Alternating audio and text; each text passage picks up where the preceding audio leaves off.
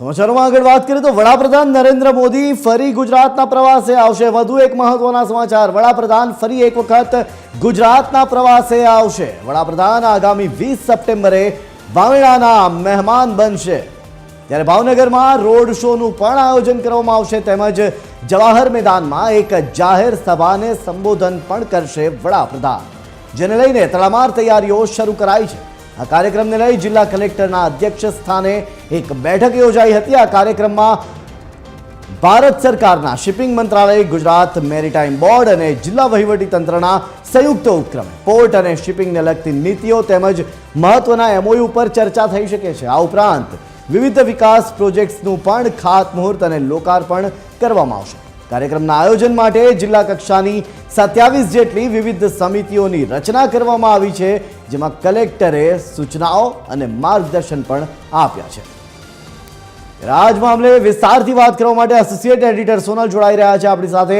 સીધા જઈશું સોનલ પાસે। સોનલ, ભેવાણાના મહેમાન બનવા જઈ રહ્યા છે વડાપ્રધાન, શું છે વધુ વિગતો?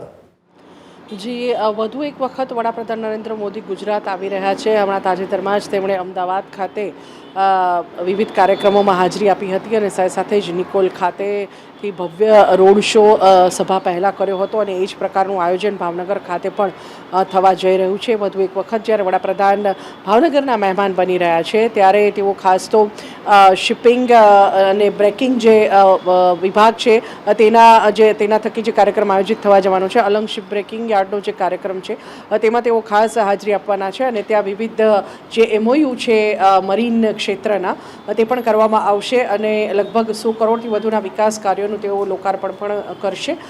સાથે સાથે જ તેમનો રોડ શો પણ આયોજિત થવા જઈ રહ્યો છે। પહેલાં તેઓ જે જાહેર સભા છે તે જવાહર મેદાન ખાતે ભાવનગરમાં આયોજિત થવા જઈ રહી છે અને તે અંતર્ગત ખાસ જે ડોમ છે તે પણ ત્યાં તૈયાર કરવામાં આવી રહ્યો છે જવાહર મેદાન ખાતે। પણ સભા સ્થળે પહોંચે પીએમ તે પહેલાં તેઓ એરપોર્ટથી સભા સ્થળ સુધીનો જે રોડ શો છે તે તેઓ કરવા જઈ રહ્યા છે અને તે અંતર્ગત એરપોર્ટથી લઈ અને જવાહર મેદાન સુધી જે તમામ સુરક્ષા વ્યવસ્થા છે અને સાથે સાથે જ કયા પ્રકારની જરૂરિયાત છે, પીએમ જ્યારે ભાવનગર આવતા હોય ત્યારે સુરક્ષા વ્યવસ્થાની દ્રષ્ટિએ તે મહત્વપૂર્ણ બની રહેતું હોય છે, ત્યારે આ તમામ જે તૈયારીઓ છે તે શરૂ કરી દેવામાં આવી છે અને તે અંતર્ગત આજે કલેક્ટરની અધ્યક્ષતામાં ખાસ બેઠક પણ મળી હતી, જેમાં સુરક્ષાના સહિતના જે વિવિધ આયામો છે તેના પર ચર્ચા કરવામાં આવી હતી। જી આભાર સોનલ, સમગ્ર માહિતી આપવા બદલ।